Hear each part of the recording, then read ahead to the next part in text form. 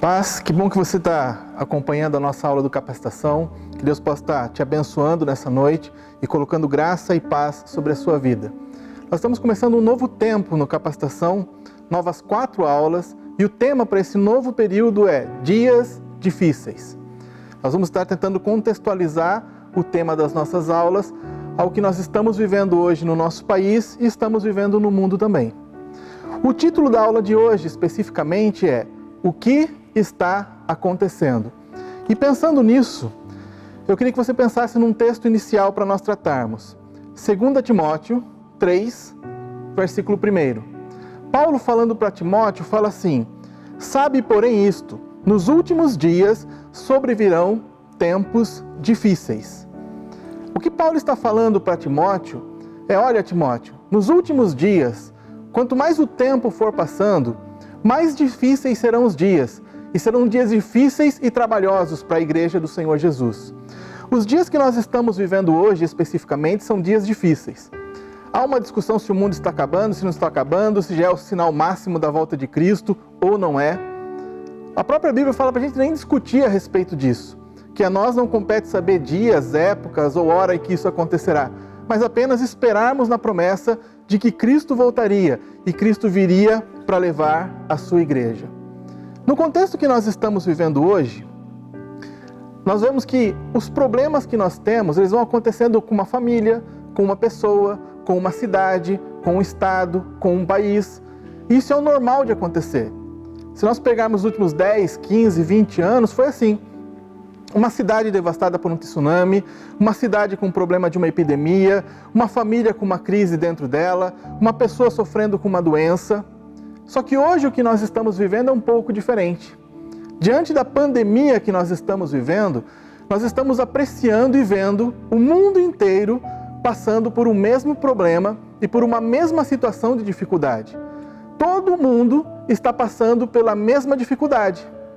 Isso começa a causar um transtorno ainda maior, porque sempre que você olha para o noticiário, as notícias são as mesmas, de dificuldades, de problema e coisas que vão nos trazendo ansiedade, medo, perturbação, dificuldades. E isso que está acontecendo hoje tem trazido um nível de tensão muito grande para a sociedade, para as pessoas e para os cristãos. Quando nós pensamos disso, nós começamos a ver que realmente nós estamos vivendo dias difíceis, dias trabalhosos, dias de dificuldade. E como nós, igreja, vamos nos portar em meio a tudo isso? Como eu já disse, nós estávamos acostumados até hoje com problemas específicos e em lugares específicos. Então você não tinha uma visão de que estava tudo ruim. Você podia estar numa situação ruim, a sua cidade podia estar numa situação ruim. Hoje a visão já não é essa. Quando nós olhamos, parece que tudo está ruim e que a solução está cada vez mais distante e que a resposta para aquilo que está acontecendo também está cada vez mais distante. Pensando nisso, a título apenas de informação, quando a gente trabalha com surto de alguma coisa, a dengue, por exemplo, a gente trabalha num determinado lugar, numa determinada cidade ou até num bairro daquela cidade. Isso é um surto. Você sabe que em Sorocaba, no bairro tal, está acontecendo um surto de dengue e você está aqui tranquilo, porque aquilo ainda está, embora próximo, está longe de você. Mas a coisa pode se agravar um pouquinho mais e pode virar uma epidemia. Isso começa em vários bairros, de repente em mais de uma cidade. Para você ter uma ideia, neste ano mesmo, nós tivemos uma epidemia de dengue. Várias cidades decretaram que estavam em epidemia de dengue, porque já tinha fugido no controle naquela localidade. Quando nós falamos de pandemia, que é o que nós estamos falando hoje, o que acontece? Aquilo que era num determinado lugar, por exemplo, na China, foi se espalhando para outras regiões do mesmo lugar, para outros países, e isso se espalhou para o mundo inteiro. E quando isso acontece, acontece o que nós chamamos de pandemia.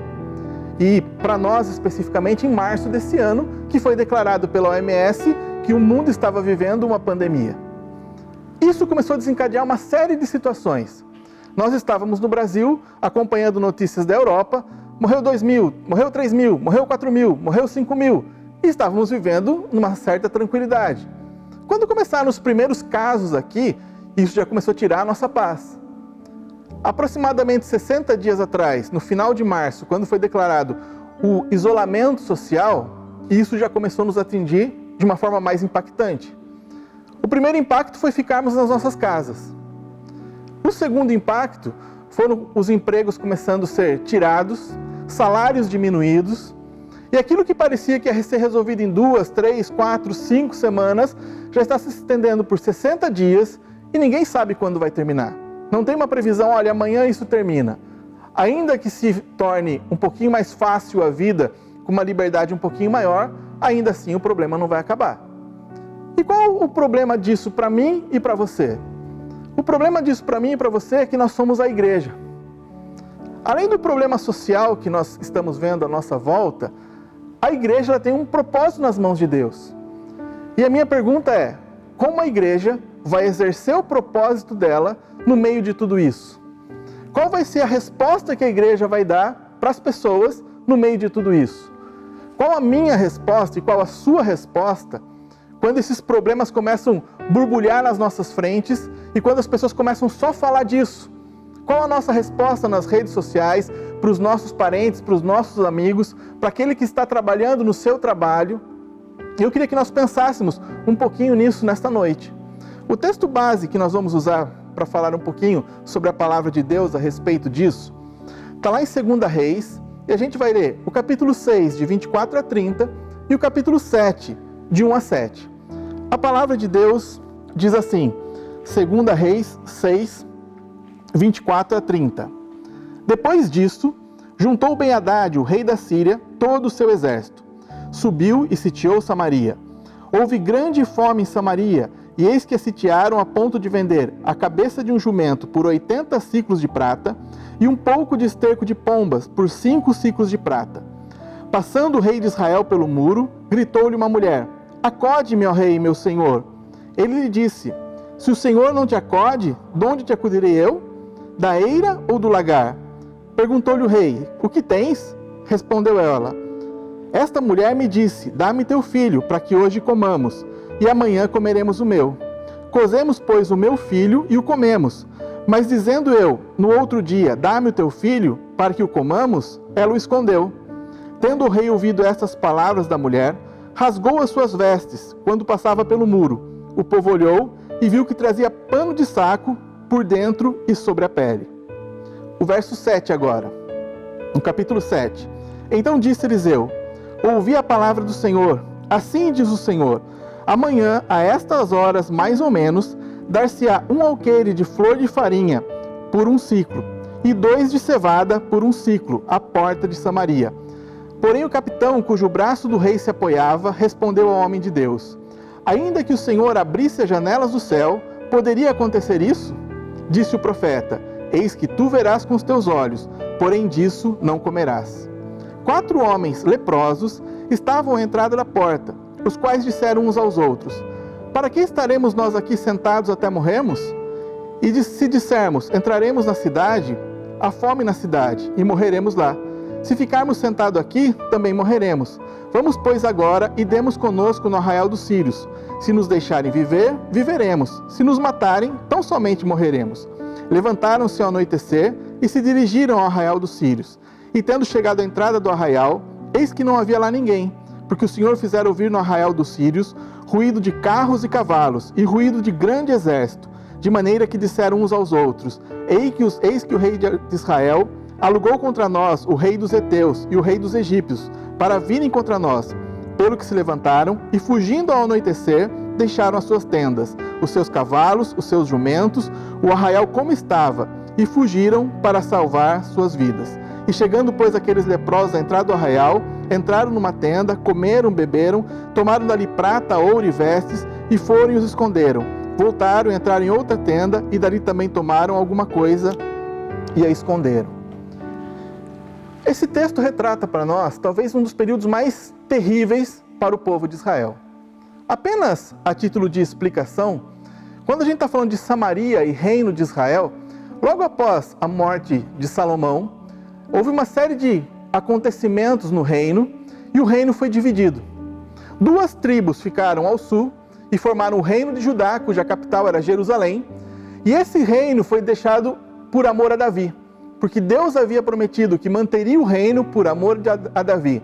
Por isso o reino de Judá, Jesus, o leão da tribo de Judá e descendente de Davi. Ao norte se juntaram 10 tribos. Essas 10 tribos formavam o reino de Israel, cuja capital era Samaria. Quando você vai estudar o livro de Reis, você sempre vai perceber lá uma certa dificuldade ou confusão. Rei bom, rei ruim, fez o que era mal perante os olhos de Deus, fez o que era bom, e nós ficamos meio confusos de onde nós estamos. Quando nós falamos do reino do norte de Israel, lá nunca teve rei bom. Você nunca vai falar de um rei bom em Israel que fez o que era reto aos olhos do Senhor. Sempre reis maus, ruins. Já no reino do sul, há uma alternância. Ora um rei bom, ora um rei ruim. Por quê? Era um povo mais voltado para o Senhor. Quando nós chegamos nesse ponto que está aqui, Ben-Hadad, o rei dos sírios, faz um cerco e provoca algo que nós estamos ouvindo falar direto. Faz um lockdown em Samaria. Cerca Samaria e não podia entrar nada e nem sair nada de Samaria. A cidade ficou cercada, com a população trancada dentro da cidade, comendo o que tinha ali para comer, gastando o que tinha ali para gastar, e à medida que o cerco vai perdurando e o tempo vai passando, vai acabando o alimento daquele lugar. A ponto do texto nos falar que uma cabeça de jumento era vendido por 80 ciclos de prata. Isso equivalia mais ou menos, ou próximo de 1 quilo de prata por uma cabeça de jumento. Consegue imaginar alguém comendo uma cabeça de jumento? E um alimento que ainda era impuro para os judeus, um animal considerado impuro para se comer? E vai além ainda. Fala que se vendia esterco de pomba por 5 ciclos de prata. Quase que 60 gramas de prata para se comprar esterco de pombo. Tamanho desespero daquelas pessoas. Mas o texto vai trazer para a gente um momento mais sacrificial ainda desse texto, onde 2 mulheres, vivendo fome, passando por necessidade, fazem um acordo terrível. Olha, nós temos 2 filhos pequenos. Vamos matar o meu hoje, cozinhar o meu hoje, nós comemos e nos saciamos hoje, e amanhã nós fazemos isso com o teu. Elas fizeram isso com uma das crianças, e no dia seguinte, ao fazer com a outra, a mãe daquela criança escondeu a criança. A mulher que se sentiu prejudicada foi até o rei e fala para o rei: olha, rei, eu preciso que o senhor me acuda. E o rei fala: olha, mas se o senhor não acudir, ele não está nos acudindo, quem vai acudir você? E essa mulher conta para ele a história. O rei, quando escuta isso, rasga as vestes, e rasgar as vestes é um sinal de desespero, de humilhação, de impotência diante da situação. E o texto fala que a população via o rei em cima do muro fazendo isso, e via que ele tinha panos de saco por baixo da roupa. Ou seja, ele já estava vivendo um momento de lamento, de desgosto pela situação que estava acontecendo ali. O que isso tem a ver conosco?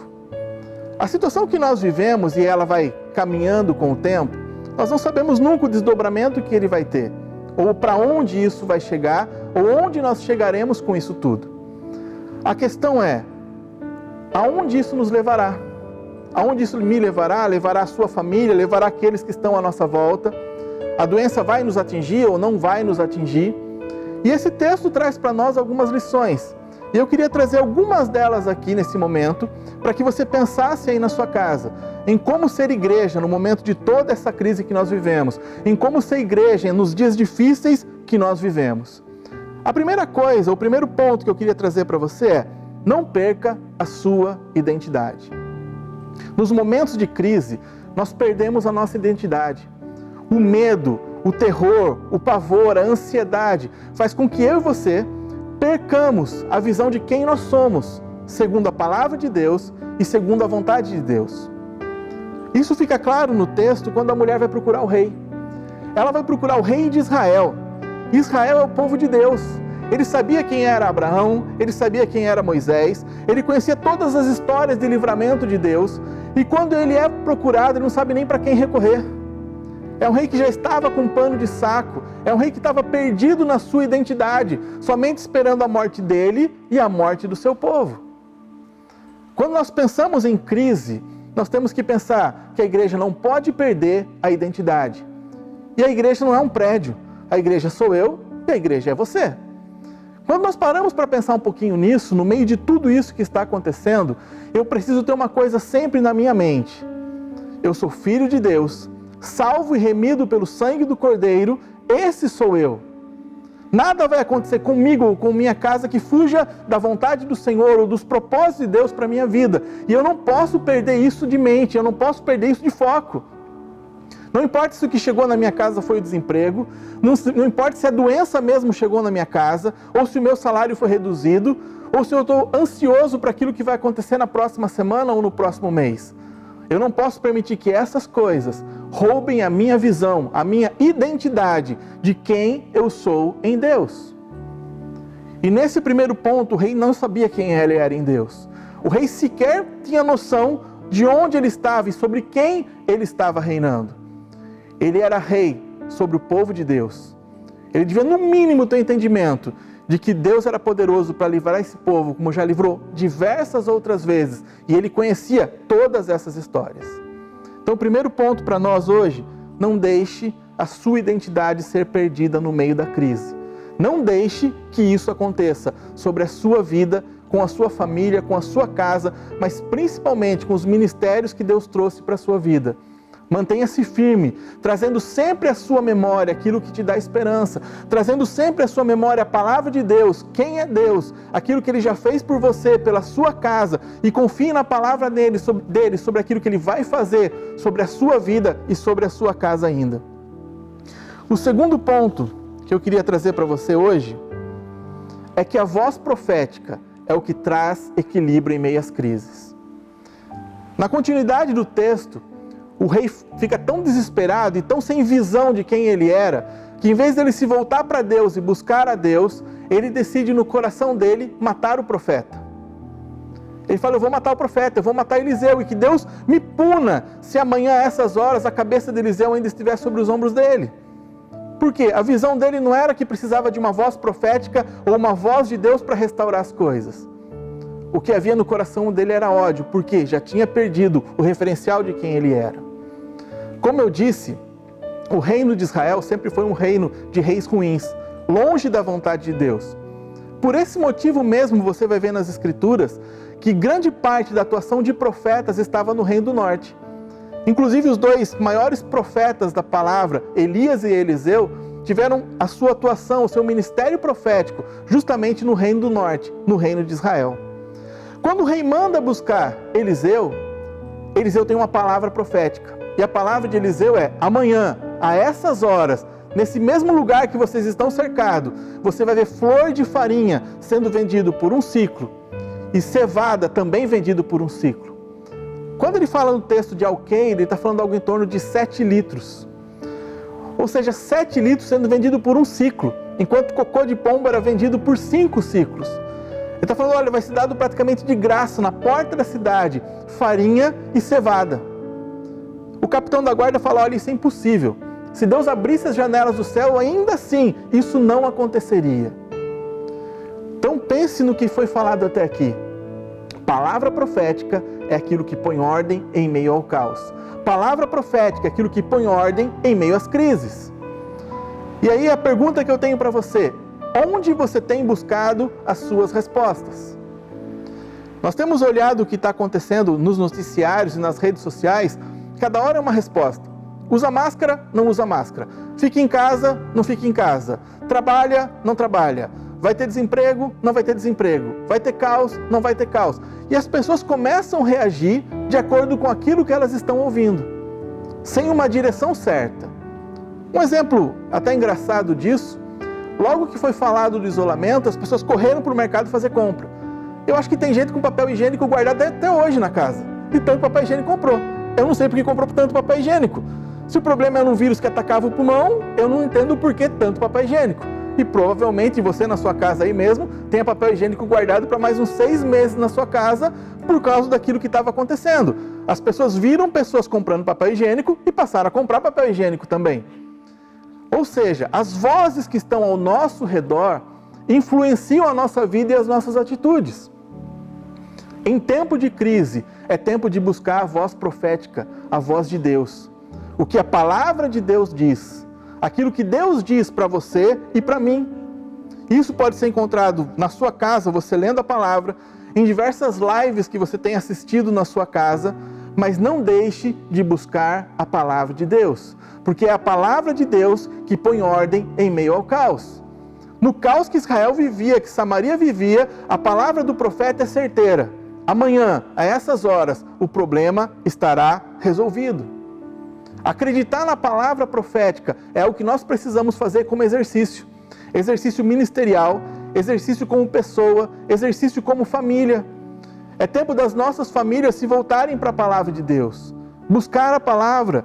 Gaste um tempo lendo as Escrituras, você e a sua família, juntos ou cada um num cômodo da casa, mas gaste um tempo em buscar conhecer qual é a vontade de Deus, quem você é em Deus. Estas coisas vão trazer segurança para você. Terceiro ponto para essa noite. Deus ainda faz o sobrenatural. O controle de tudo ainda é dele.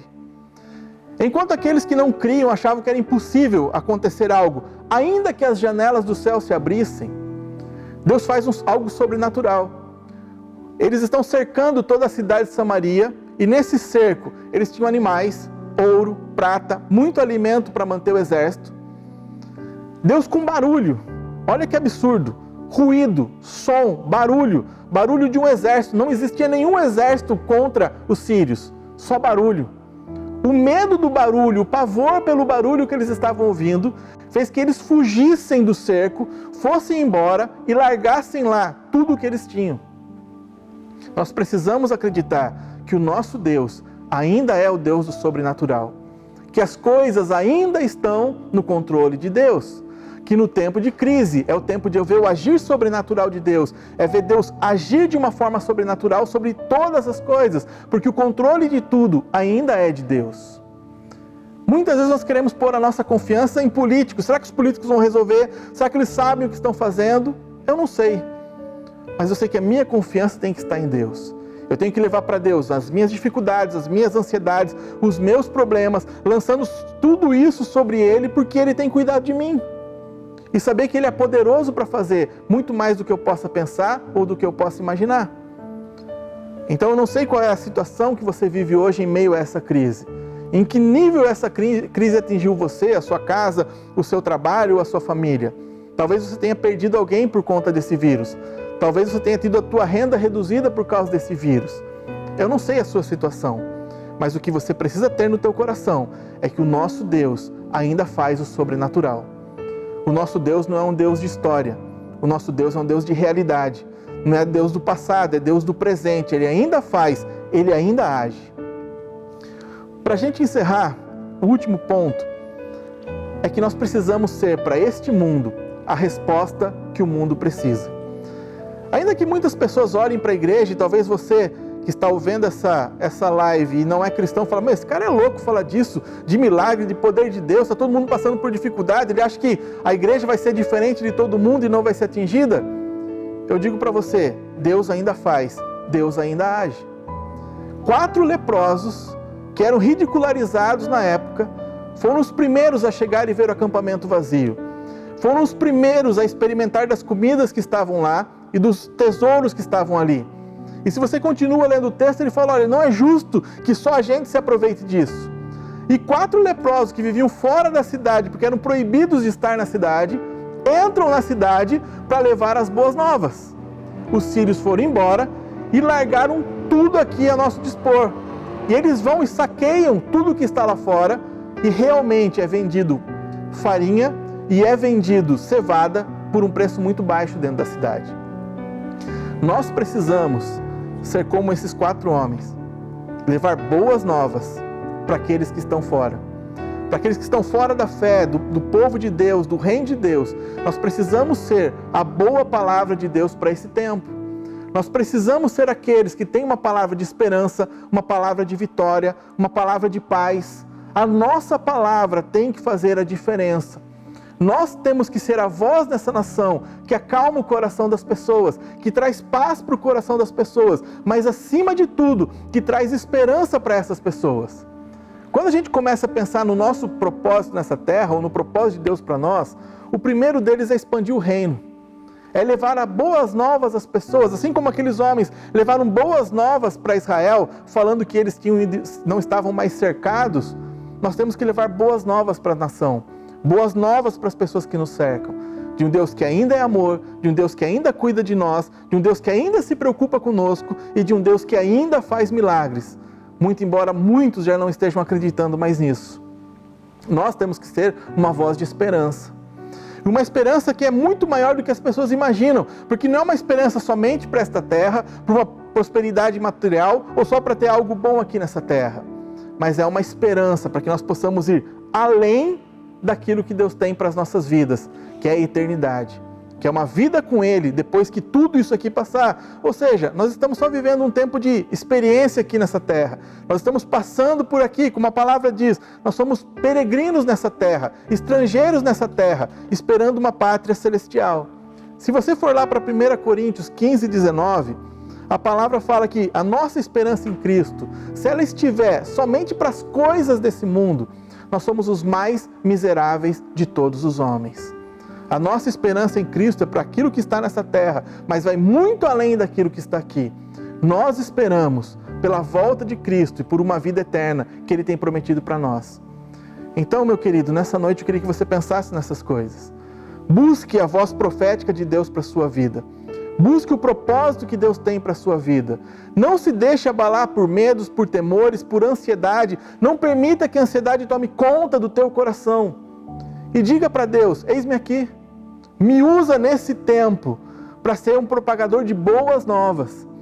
Talvez no meio de tanta notícia ruim que a gente ouve nas redes sociais, talvez ouvir um pouquinho de boas notícias, talvez ouvir um pouquinho do amor de Deus, da graça, da misericórdia de Deus e do poder de Deus, isso seja o que as pessoas estão precisando.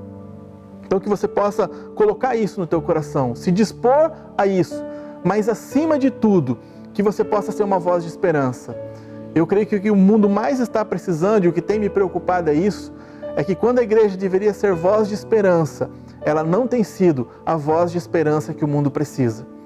Então que você se levante na sua casa, que você se levante na sua semana, no seu dia, e você se disponha no teu coração a falar, eu quero ser a voz de esperança que o mundo precisa. Nós não sabemos ainda quando tudo isso vai terminar, nós não sabemos quando as coisas vão se resolver, e muito provavelmente quando começar a se resolver, nada vai ser como era antes. Mas a palavra de Deus, essa não muda, ela continua sendo a mesma. E você é um instrumento de Deus para trazer esperança para as pessoas, para as cidades e para a nação, porque nós somos a igreja de Cristo sobre essa terra. Deus te abençoe, meu irmão, Deus derrame graça, paz sobre a tua vida e que você possa estar em todo o tempo com o teu coração cheio de esperança, porque Deus vai fazer coisas maiores que você nem imagina. O Senhor vai ter poder sobre a sua vida e vai te dar um bom fim, em nome de Jesus.